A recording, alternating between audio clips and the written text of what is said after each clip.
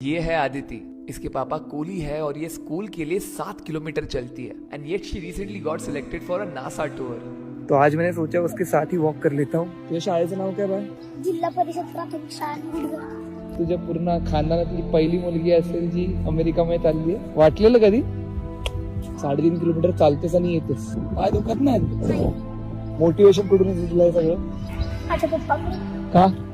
कारण स्वप्न आहे त्यांचं, मी कोणीतरी मोठं व्हावं आणि उंच शिखरावर जावं। जसं ते हमाली करतात तसं मी करू नये। माझंही स्वप्न आहे की माझ्यामुळे माझ्या वडिलांची मान खाली गेली पाहिजे। आम्ही शिकावं, आम्ही मोठं व्हावं म्हणून स्वतः कष्ट करतो।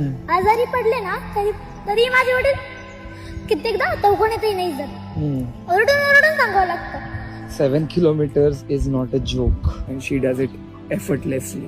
मग आता नासामध्ये जाऊन तू काय करणार? शोध त्यांनी जे लावले ना त्याची माहिती घ्यायची, जर जमलंच तर त्यांच्या शोधातून थोडं आपलं काहीतरी शोधायचं। किती मुलं झालीत सिलेक्ट?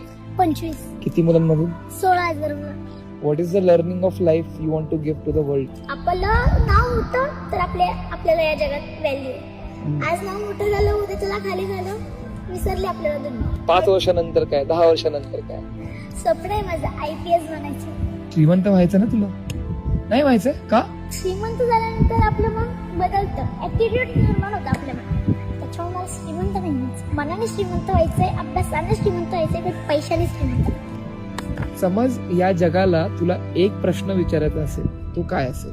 एवढंच की मुलींना शिकवा, मुलींना घडवा, तर मुलं करू नका।